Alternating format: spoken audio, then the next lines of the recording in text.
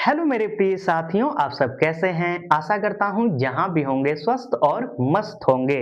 मैं हूँ राजेंद्र और आपका अपना चैनल आरपीजीएस रिसर्च में स्वागत करता हूँ। मेरे साथियों, आज यूपीपीसीएस 2026 प्रीलिम्स के लिए प्राचीन इतिहास की क्लास में बौद्ध साहित्य पे चर्चा करेंगे।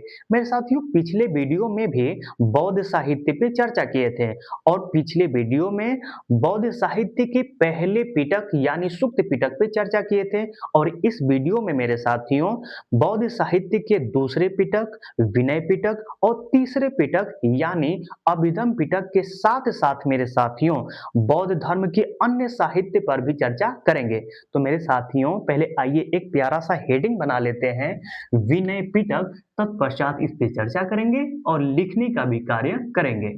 तो हेडिंग डालिएगा, विनय पिटक। विनय पिटक और यह मेरे साथियों बौद्ध धर्म का दूसरा पिटक है। पहला पिटक हम लोग पढ़ लिए हैं जिसका नाम क्या था? सुक्त पिटक। और सुक्त पिटक के अंतर्गत उसे 5 निकायों में बांटा गया था। दीर्घ निकाय, अंगुत्तर निकाय, संयुक्त निकाय, मध्यम निकाय और खुद्दक निकाय। इनको भी पढ़ने का एकदम अच्छे ढंग से कार्य किए हैं। यदि आप ये पहली बार वीडियो देख रहे हैं तो इससे पिछले वाली वीडियो में जाके देख लीजिएगा बौद्ध साहित्य। और बौद्ध साहित्य में क्या पढ़े थे? उसमें सूक्त पिटक, ठीक है। और इसमें हम लोग क्या पढ़ेंगे? विनय पिटक पढ़ेंगे, अभिधम पिटक पढ़ेंगे और अन्य बौद्ध साहित्य जो लिखे गए हैं पाली भाषा में और संस्कृत भाषा में उसे पढ़ने का कार्य करेंगे। तो मेरे साथियों, जो विनय पिटक है इसकी रचना उपाली ने किया था। किसने किया था? उपाली। और उपाली कौन थे? महात्मा बुद्ध के दूसरे बहुत बड़े प्रिय शिष्य थे। कौन थे? आपके उपाली। और पहले एकदम प्रिय शिष्य कौन थे? तो आनंद जी थे। और आनंद किसकी रचना किए हैं? तो सुक्त पिटक की रचना किए हैं। हम लोग पहले वाली वीडियो में पढ़ चुके हैं, ठीक है। तो विनय पिटक की रचना किसने किया है? उपाली ने किया है। कब किया है? तो प्रथम बौद्ध संगीति के दौरान किया है। और प्रथम बौद्ध संगीति कहाँ हुआ था? तो राजगृह के सप्तपर्णी गुफा में हुआ था। तो वहीं पे मेरे साथियों दो पिटकों की रचना हुआ था। पहला सुक्त पिटक और दूसरा आपका है विनय पिटक। मेरे साथियों, विनय पिटक को बौद्ध धर्म का आचार संहिता भी कहा जाता है। यानी बौद्ध धर्म में जो भी कानून है उन सभी कानूनों का उल्लेख यानी कह सकते हैं संकलन मेरे साथियों आपका किसमें किया गया है? विनय पिटक में किया गया है, ठीक है। तो आइए पहले कुछ पॉइंट को लिखते हैं। तो पहला इसका पॉइंट विनय पिटक में पहला पॉइंट लिखिएगा। पहला पॉइंट लिखिएगा, विनय पिटक को विनय पिटक को बौद्ध धर्म का बौद्ध धर्म का आचार संहिता बौद्ध धर्म का आचार संहिता कहा जाता है। कहा जाता है। तो मेरे साथियों कई बार पूछा गया है कि बौद्ध धर्म का आचार संहिता किस पिटक को कहा जाता है? तो बौद्ध धर्म का आचार संहिता मेरे साथियों विनय पिटक को कहा जाता है। यह सेंटेंस आपके माइंड में होना चाहिए, ठीक है। और किस धर्म का आचार संहिता कहा जाता है? विनय पिटक, तो बौद्ध धर्म का, ठीक है। और इसकी रचना किसने किया था? तो उपाली ने किया था। यह भी लिख लीजिएगा, लिखिएगा। विनय पिटक की रचना विनय पिटक की रचना पिटक की रचना रचना उपाली ने प्रथम बौद्ध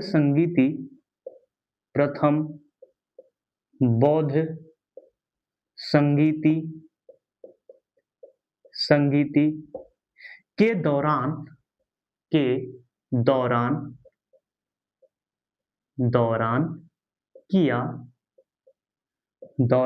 किया था। किसने किया था? तो उपाली ने किया था, ठीक है।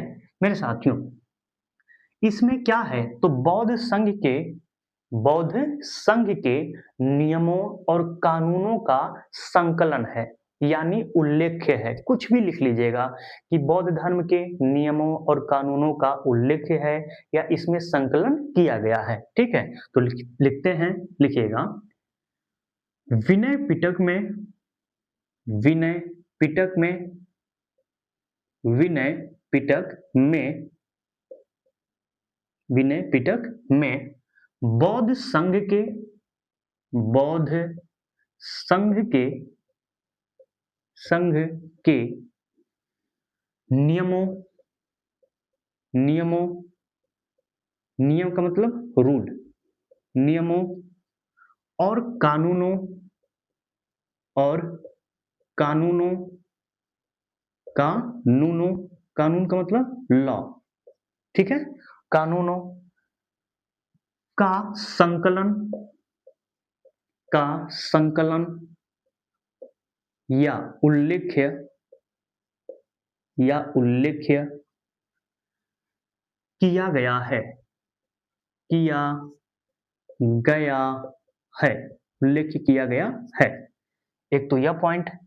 तीसरा पॉइंट है, और तीसरा पॉइंट में हम लोग क्या देखें मेरे साथियों, तीसरा पॉइंट में हम यह देखे हैं कि विनय पिटक में क्या है। तो विनय पिटक में मेरे साथियों है बौद्ध संघ के जो भी नियम थे, नियम का मतलब रूल, जो भी नियम या रूल थे और जो भी कानून या लॉ थे, ठीक है, लॉ है, उनका क्या किया गया है, संकलन किया गया है, उनका क्या किया गया है, उल्लेख किया गया है।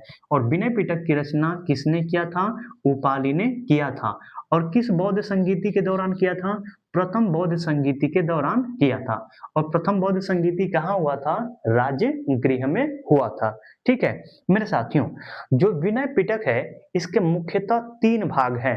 आइए देख लेते हैं कि कौन कौन से 3 भाग हैं। तो लिखिएगा, लिखिएगा, विनय पिटक के, विनय पिटक के, पिटक के मुख्यतः, मुख्य,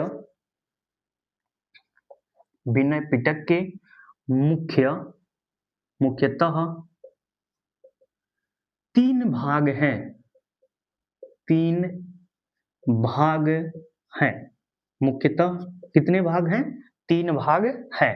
पहला लिखिएगा सूत विभंग, सूत विभंग, और दूसरा है मेरे साथियों खंदक। क्या है, खंदक, लिख लीजिएगा, खंदक, खंदक, खंदक। और तीसरा है मेरे साथियों आपका परिवार। क्या है, परिवार। अब थोड़ा थोड़ा सूत विभंग को देख लेंगे और खंदक में क्या है इसको भी देखेंगे, और परिवार में क्या जिक्र मिलता है इसको भी देखने का कार्य करेंगे। यदि एसएससी पढ़ते हैं तो यहीं तक छोड़ देते हैं, लेकिन हम लोग पीसीएस के बारे में पढ़ रहे हैं ना, तो पीसीएस में थोड़ा सा ज्यादा पढ़ लेंगे। ठीक है, तो एक प्यारा सा दोबारा हेडिंग बना लेते हैं यहाँ पे, सूत विभंग, विभंग, सूत विभंग कर लीजिएगा, ग है, सूत विभंग।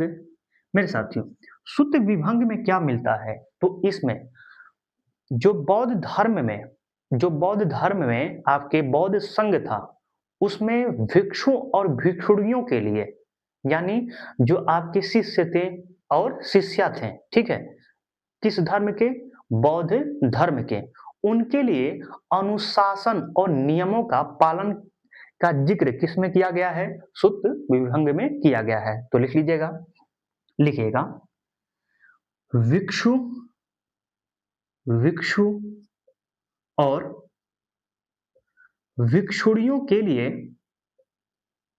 भिक्षुणियों, भिक्षुणियों के लिए, लिए अनुशासनात्मक, अनुशासनात्मक,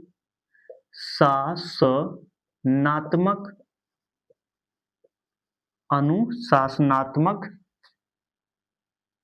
नियम, नियम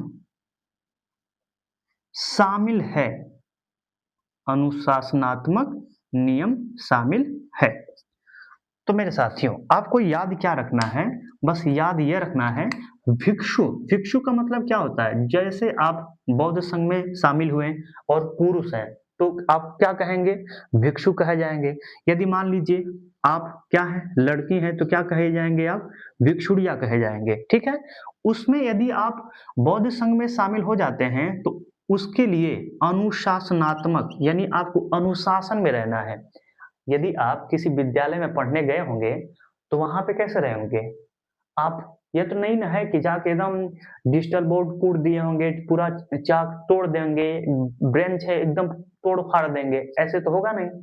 वहाँ पे भी क्या होता है, अनुशासन में रहा जाता है, ठीक है? तो उसके बारे में भी ज़िक्र आपके नोटिस बोर्ड पे लिखा होता है कि आप क्लास में जाएँगे तो शांत रहेंगे, ऐसे रहेंगे, वैसे रहेंगे। वैसे ही मेरे साथियों श्रुत विभंग में लिखा गया है कि इसमें कैसे आपको अनुशासन में रहना है, ठीक है? तो इसमें अनुशासनात्मक नियम क्या हैं? शामिल हैं। दूसरा है मेरे साथियों खंदक, क्या है? खंदक, तो लिख लीजिएगा। खंदक है, क्या है? खंदक।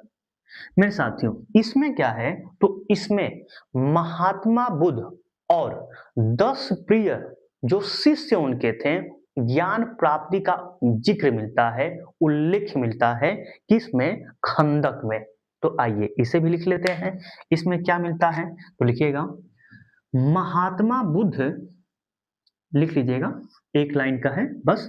महात्मा बुद्ध और महात्मा बुद्ध और 10 प्रिय शिष्य, 10 प्रिय शिष्य, 10 प्रिय शिष्य को, 10 प्रिय शिष्य की कर लीजिएगा, कि ज्ञान प्राप्ति का, ज्ञान प्राप्ति का, प्राप्ति का वर्णन किया गया है, वर्णन किया गया है, वर्णन किया गया है। किसमें किया गया है? तो खंदक में किया गया है, ठीक है? अब आइए परिवार पे चलते हैं, तो लिखिएगा परिवार। क्या लिखेंगे? परिवार, परिवार लिख लीजिएगा। मेरे साथियों इसमें क्या है? तो इसमें श्रुत विभंग और खंदक में कुछ चिन्हित नियम दिए गए हैं और उन्हीं नियमों का विश्लेषण किसमें किया गया है? परिवार में किया गया है, ठीक है? और जो परिवार है मेरे साथियों, इसे श्रीलंकाई भिक्षुओं के द्वारा लिखा गया है, ठीक है? तो आइए इसे भी लिख लेते हैं कि इसमें क्या है। तो लिखिएगा इसमें, इसमें श्रुत विभंग, श्रुत विभंग और और श्रुत विभंग और खंदक, खंदक, खंदक में चिन्हित, में चिन्हित, चिन्हित नियमों का, किसका? नियमों का, नियमों का विश्लेषण किया गया है, नियमों का विश्लेषण किया गया है, किया गया है, विश्लेषण किया गया है। किसमें किया गया है मेरे साथियों? तो परिवार में किया गया है। तो मेरे साथियों विनय पिटक के मुख्यतः कितने भाग हैं? 3 भाग हैं। कितने भाग हैं मेरे साथियों? 3 भाग हैं। कौन कौन से? श्रुत विभंग है, खंदक है और परिवार है। श्रुत विभंग में क्या है? तो बौद्ध संघ में जो भिक्षु और भिक्षुड़ियां होती हैं, उनके लिए अनुशासनात्मक नियम क्या हैं? शामिल है। खंदक में क्या है? तो खंदक में मेरे साथियों महात्मा बुद्ध और उनके 10 प्रिय शिष्य, ठीक है, कि ज्ञान की प्राप्ति का वर्णन किया गया है। किसमें किया गया है? खंदक में किया गया है, ठीक है? और परिवार में क्या है? तो मेरे साथियों सुक्त विभंग और खंदक में कुछ ऐसे चिन्हित नियम हैं, उसी नियमों को मेरे साथियों क्या किया गया है? विश्लेषण किया गया है, ठीक है? क्या किया गया है? विश्लेषण किया गया है, यानी सरल रूप से व्याख्या किया गया है। किसमें? परिवार में, ठीक है? अब चलते हैं मेरे साथियों तीसरे पिटक की तरफ, और तीसरा पिटक है आपका अभिधम पिटक, ठीक है? तो आइए एक प्यारा सा हेडिंग बना लेते हैं। यहाँ पे लिख लीजिएगा अभिधम, अभिधम, अभिधम पिटक, अभिधम पिटक।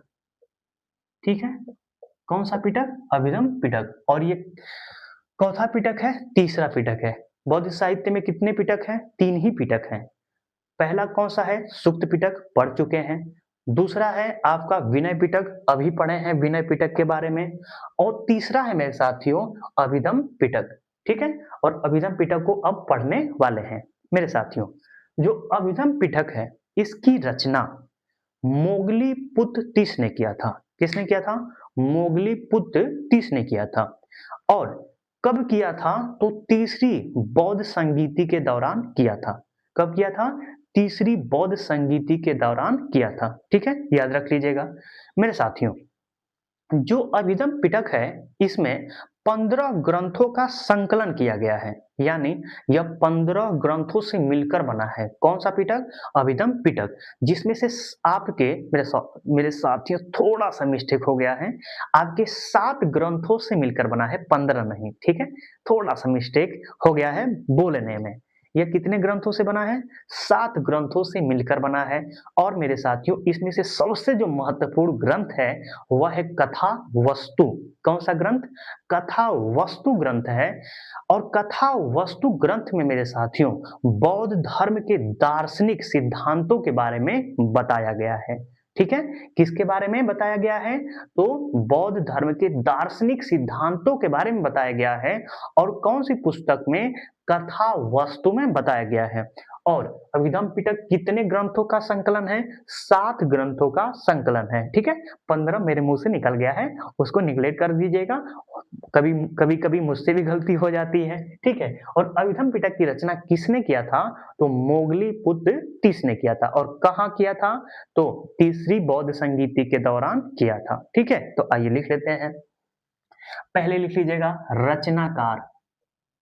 रचनाकार, इसके रचनाकार कौन है मेरे साथियों? तो अभिधम पिटक के रचनाकार हैं मोगली मोगली पुत्र मोगली पुत्र तिश। मोगली पुत्र तिश ने किया था। और कहाँ किया था वह लिख लीजिएगा, लिखिएगा। अभिधम पिटक की रचना, अभिधम पिटक की रचना, पिटक की रचना, अभिधम पिटक की रचना तीसरी बौद्ध संगीति के दौरान, तीसरी बौद्ध संगीति के दौरान किया गया था।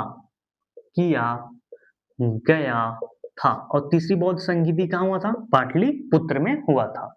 यह ध्यान में रखिएगा। जब हम लोग बौद्ध धर्म पढ़ेंगे तो वहां पे चारों जो आपकी संगीतियां हुआ था, 4 सभा हुआ था बौद्ध धर्म में, वो पूरा पढ़ेंगे क्योंकि वहां से आपके पेपर में प्रश्न बनता है। ठीक है, तो मेरे साथियों अभिधम पिटक की रचना चौथी बौद्ध संगीति में हुआ था, तीसरी बौद्ध संगीति में हुआ था। ठीक है, और इसमें क्या है? कितने ग्रंथों का संकलन किया गया है? तो 7 ग्रंथों का संकलन किया गया है। तो लिखिएगा इसमें 7 ग्रंथों का संकलन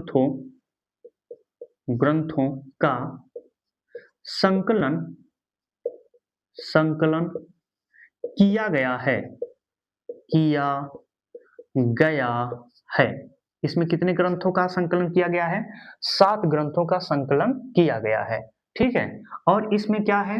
एक सबसे महत्वपूर्ण है, तो लिखिएगा जिसमें से, इसी में पॉइंट में लिखिएगा जिसमें से कथा वस्तु सबसे महत्वपूर्ण है, जिसमें से कथा वस्तु सबसे महत्वपूर्ण है।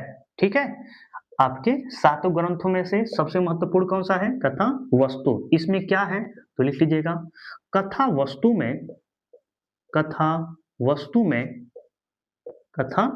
में बौद्ध धर्म के दार्शनिक सिद्धांतों का दार्शनिक सिद्धांतों का उल्लेख है। दार्शनिक सिद्धांतों का उल्लेख है। किसका है? तो बौद्ध धर्म के जो भी दार्शनिक सिद्धांत थे, कैसे सिद्धांत? दार्शनिक, ठीक है, दार्शनिक सिद्धांत थे, उनका उल्लेख है। किसमें मिलता है? कथा वस्तु में मिलता है। और कथा वस्तु क्या है? तो ये अभिधम पिटक के अंतर्गत आते हैं, ठीक है। अभिधम पिटक के किसके अंतर्गत आते हैं? अभिधम पिटक के अंतर्गत आते हैं। मेरे साथियों, अभिधम पिटक इतना ही था, छोटा सा है लेकिन बहुत प्यारा है। यहाँ से क्वेश्चन ये वाला पूछ लेता है कि अभिधम पिटक की रचना किस बौद्ध संगीति के दौरान किया गया था, या अभिधम पिटक के रचनाकार कौन है? तो क्या बता देंगे? मोगलीपुत्तिस है। और विनय पिटक की रचनाकार कौन है? तो उपाली है। मेरे साथियों, बौद्ध धर्म में त्रिपिटक है और त्रिपिटक में 3 पिटक है। पहला है सुक्त पिटक, दूसरा है विनय पिटक और तीसरा है अभिधम पिटक, जो एकदम विस्तृत ढंग से हम लोग विस्तृत ढंग से मेरे साथियों एकदम चर्चा किए हैं, ठीक है। अब क्या करने वाले हैं? तो अब मेरे साथियों कुछ ऐसे बौद्ध साहित्य हैं जो बाद में लिखे गए हैं, उनको अब पढ़ने वाले हैं। तो एक प्यारा सा हेडिंग बना लीजिएगा, बाद के बौद्ध साहित्य, बाद के बौद्ध साहित्य, बाद के बौद्ध साहित्य। मेरे साथियों, जो बाद के बौद्ध साहित्य हैं वह 2 भाषा में लिखे गए हैं। एक तो लिखा गया है पाली भाषा में, और दूसरा मेरे साथियों लिखा गया है संस्कृत भाषा में। किस भाषा में? एक भाषा है पाली भाषा में लिखा गया है और दूसरा संस्कृत में लिखा गया है। पाली भाषा में बाद में कौन सा साहित्य लिखे गए हैं? तो मेरे साथियों सबसे इंपॉर्टेंट है आपके लिए मिलिंद पन्हो, यह आपका साहित्य बाद में लिखा गया है, पाली भाषा में लिखा गया है। और यह कैसा साहित्य है? बौद्ध साहित्य है। दूसरा मेरे साथियों है दीपवंश। कौन सा वंश? दीपवंश है। और तीसरा मेरे साथियों लिखा गया है महावंश। कौन सा वंश? महावंश। यह 3 पुस्तक मेरे साथियों बाद में लिखे गए हैं, पाली भाषा में लिखे गए हैं, जो आपके लिए इंपॉर्टेंट है। सबसे इंपॉर्टेंट है मेरे साथियों मिलिंद पन्हो। संस्कृत में भी कुछ आपके बौद्ध साहित्य लिखे गए हैं, कौन कौन से हैं? तो पहले लिख लीजिएगा, ललित विस्तार लिखा गया है। और कौन सा ग्रंथ लिखा गया है? महावस्तु लिखा गया है, ठीक है, महावस्तु। और क्या लिखा गया है? तो मेरे साथियों बुद्ध चरित्र लिखा गया है, बुद्ध चरित्र लिखा गया है, ठीक है। और कौन सा पुस्तक लिखा गया है? तो सौंदरानंद लिखा गया है, सौंदरानंद लिखा गया है, ठीक है, सौंदरानंद लिखा गया है। और कौन सा पुस्तक लिखा गया है? तो लिखा गया है मेरे साथियों सारीपुत्त प्रकरण लिखा गया है। अभी एक एक के बारे में पढ़ेंगे, पहले लिख लेते हैं। और कौन सा ग्रंथ लिखा गया है मेरे साथियों? तो लिखा गया है माध्यमिक कारिका लिखा गया है, माध्यमिक कारिका लिखा गया है। और कौन सा पुस्तक लिखा गया है मेरे साथियों? तो लिखा गया है आपका प्रज्ञापारमिता सूत्र लिखा गया है, प्रज्ञापारमिता सूत्र लिखा गया है। तो आपके 7 ऐसे ग्रंथ हैं मेरे साथियों जो बौद्ध साहित्य हैं। कैसे हैं? बौद्ध साहित्य हैं। और किस भाषा में लिखे गए हैं? तो यह मेरे साथियों संस्कृत भाषा में लिखे गए हैं, जो आपके पेपर के लिए इंपॉर्टेंट है। अब जो मिलिंद पन्हो है, दीपवंश है और महावंश है, इसको पढ़ने चलते हैं, लेकिन पहले इसे मिटा देते हैं। यदि आप स्क्रीनशॉट लेना चाहते हैं तो मैं हट जा रहा हूं, ले लीजिए। आशा करता हूं कि स्क्रीनशॉट आप ले लिए होंगे। तो मेरे साथियों इसको हम मिटा देते हैं। तो आइए पहले हेडिंग बना लेते हैं मेरे साथियों, पाली भाषा में लिखे गए बाद के बौद्ध साहित्य। तो एक प्यारा सा हेडिंग बना लीजिए जो आपको समझ में आए कि कुछ ऐसे भी ग्रंथ थे जो बाद में पाली भाषा में लिखे गए। तो लिखिएगा, बाद में लिखे गए पाली भाषा में। किस भाषा में? पाली भाषा में बौद्ध साहित्य बौद्ध साहित्य, बौद्ध साहित्य। ठीक है, कुछ ऐसे मेरे साथियों बौद्ध साहित्य था जो बाद में लिखे गए, और किस भाषा में लिखा गया? पाली भाषा में लिखा गया। ठीक है, और उसमें से मेरे साथियों पहले आपका सबसे इंपॉर्टेंट साहित्य है मिलिंद पन्हो। कौन सा पन्हो? मिलिंद पन्हो। तो एक प्यारा सा हेडिंग बना लीजिएगा पहले, मिलिंद पन्हो। मेरे साथियों मिलिंद पन्हो के रचनाकार कौन है? कई बार पूछा गया है रचनाकार। तो मेरे साथियों मिलिंद पन्हो के रचनाकार हैं नागसेन। कौन है? नागसेन। मेरे साथियों जो मिलिंद पन्हो है उसमें किसके बारे में जानकारी मिलता है? तो कहा जाता है कि एक बौद्ध दार्शनिक थे जिनका नाम क्या था? नागसेन। और एक यूनानी शासक था जिसका नाम था मिलिंद, या उसी को बोलते हैं मेरे साथियों मिनांडर। और नागसेन और मिलिंद के मध्य दार्शनिक वार्तालाप का उल्लेख इसी पुस्तक में किया गया है। ठीक है, कुछ मिलिंद प्रश्न पूछता है नागसेन से, और नागसेन जी क्या करते हैं? उसका उत्तर देते हैं। उसी को बोलते हैं दार्शनिक वार्तालाप, और उसका जिक्र किस पुस्तक में मिलता है? मिलिंद पन्हो में मिलता है। तो आइए लिख लेते हैं कि इसमें क्या किया गया है। तो लिखिएगा, इससे लिखिएगा बौद्ध दार्शनिक, बौद्ध दार्शनिक,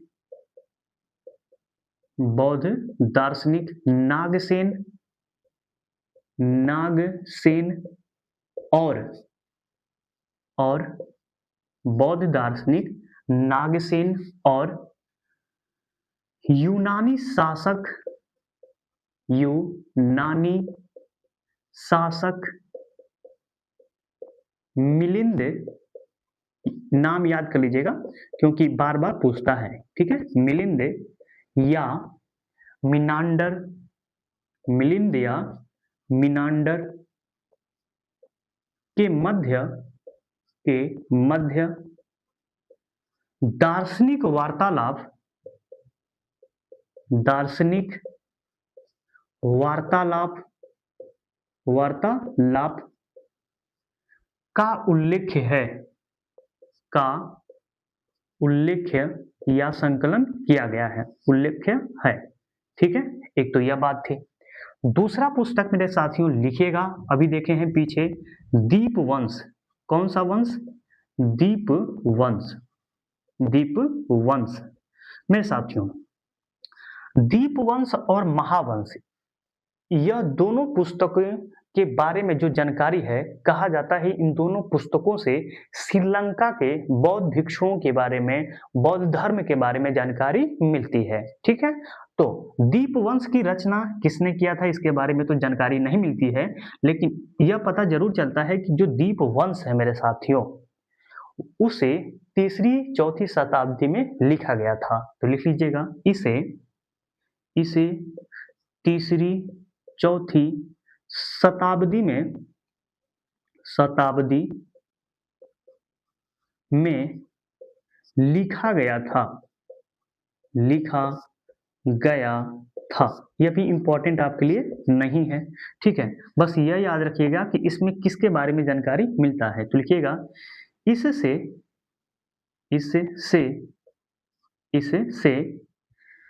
सिंहल द्वीप, सिंहल द्वीप, और सिंहल द्वीप को हम क्या बोलते हैं?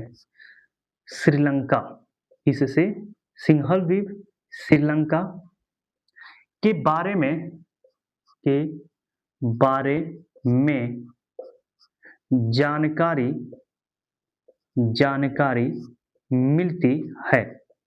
मिलती है। किस पुस्तक से मिलता है? तो दीपवंश से। एक और लिख लीजिएगा, महावंश, महावंश। ठीक है, महावंश। मेरे साथियों इससे भी श्रीलंका के बारे में ही जानकारी मिलता है, और इसे 5वीं शताब्दी में लिखा गया था। यह याद मत करिएगा कि किस शताब्दी में लिखा गया था, यहाँ से प्रश्न नहीं बनता है। बस यह पूछता है कि कौन सी पुस्तक आपके पाली भाषा में लिखा गया है, बाद में लिखा गया है, और कौन सी पुस्तक संस्कृत भाषा में लिखा गया है? तो उसमें से दीपवंश है, महावंश, श्रीलंका के बारे में जानकारी मिलता है, तो लिख लीजिएगा। इससे इससे भारतीय भारतीय इससे भारतीय उपमहाद्वीप उपमहाद्वीप और और श्रीलंका के और श्रीलंका के श्रीलंका के शाही शाही वंशों शाही वंशों के विषय में शाही वंशों के विषय में जानकारी मिलती है जानकारी मिलती है। तो मेरे साथियों, 3 ऐसे आपके पाली भाषा में पुस्तक या साहित्य लिखे गए थे जो बाद में लिखे गए थे। पहला है मिलिंद पन्हो, और इसी को आपको याद करना है, बहुत इंपॉर्टेंट है, यहीं से प्रश्न बनता है। और सबसे प्यारा प्रश्न बनता है कि मिलिंद पन्हो के रचनाकार कौन है? तो क्या बताएंगे? नागसेन है। और नागसेन कौन थे? तो बौद्ध एक दार्शनिक थे, ठीक है। और इस पुस्तक में क्या किया गया है? तो इस पुस्तक में बौद्ध दार्शनिक नागसेन और एक यूनानी शासक था जिसका नाम था मिलिंद, या इसी को कहते हैं मेरे साथियों मिनांडर, के मध्य जो दार्शनिक वार्तालाप हुआ था उसके बारे में जिक्र किस पुस्तक में है? मिलिंद पन्हो में है, ठीक है। दीपवंश की रचना कब किया गया था? तो तीसरी चौथी शताब्दी में किया गया था। और इसके कहाँ किस इसके बारे में, यानी दीपवंश में किसके बारे में जानकारी मिलती है? तो सिंघल द्वीप या श्रीलंका के बारे में जानकारी मिलती है। और महावंश से भी सेम वही कंडीशन है, भारतीय उपमहाद्वीप और श्रीलंका के जो शाही कुछ राजवंश थे उनके बारे में जानकारी मिलती है, ठीक है।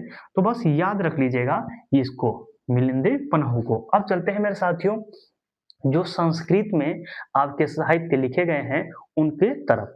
तो एक प्यारा सा दोबारा हेडिंग बना लीजिएगा, बाद में लिखिएगा, में बाद में लिखे गए संस्कृत में बौद्ध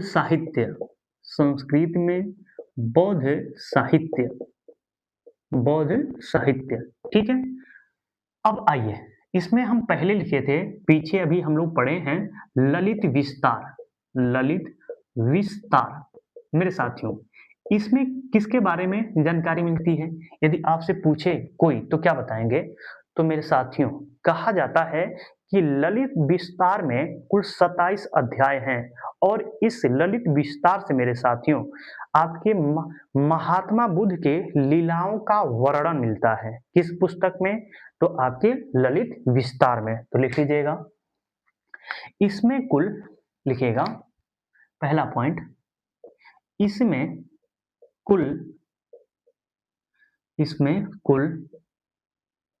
कुल 27 अध्याय हैं, 27 अध्याय है, ठीक है। दूसरा पॉइंट लिखिएगा, इसमें महात्मा बुद्ध के लीलाओं का वर्णन है, ठीक है, वर्णन है। दूसरा मेरे साथियों लिखे थे आपका महावस्तु, यह इंपॉर्टेंट नहीं है उतना, तो बस आप लिख लीजिएगा महावस्तु। मेरे साथियों, कहा जाता है कि जो महावस्तु है यह वास्तव में विनय पिटक का हिस्सा है, ठीक है। और इसमें जातक की कहानियां का उल्लेख किया गया है, इंपॉर्टेंट नहीं है, बस यह जान लीजिएगा ये महावस्तु बौद्ध साहित्य है और इसे संस्कृत भाषा में लिखा गया है। आप नेक्स्ट चलते हैं। नेक्स्ट मेरे साथियों, नेक्स्ट हम लोग लिखे थे बुद्ध चरित। क्या लिखे थे? बुद्ध चरित लिखे थे आपका। और एक पुस्तक लिखे थे मेरे साथियों सौंदरानंद। मेरे साथियों एक और पुस्तक है, लिख लेते हैं, तब बता रहे हैं कि इस पुस्तक के लेखक कौन है। तो लिख लीजिएगा, सारीपुत्त प्रकरण। मेरे साथियों, इन तीनों पुस्तक के लेखक अश्वघोष जी हैं। कौन है?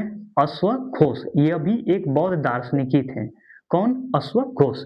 मेरे साथियों, जो आपका बुद्ध चरित्र है और आपका सौंदरानंद है, यह आपके महाकाव्य है। क्या है?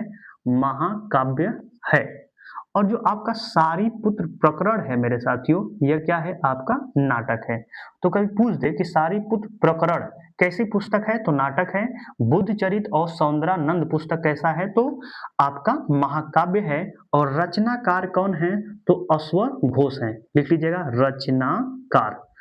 तीन पुस्तक के लेखक कौन हैं आपके? अश्वघोष। बुद्ध चरित्र, सौंदरानंद और सारीपुत्र प्रकरण। और दो पुस्तक महाकाव्य है, एक पुस्तक नाटक है। मेरे साथियों, जो आपका बुद्ध चरित्र है, ठीक है, बुद्ध चरित्र है, इसे बौद्ध धर्म का रामायण कहा जाता है। यह भी प्रश्न कई बार पूछा गया है, तो लिख लीजिएगा, बौद्ध धर्म का रामायण, बौद्ध धर्म का रामायण, बौद्ध धर्म का रामायण बुद्ध चरित्र को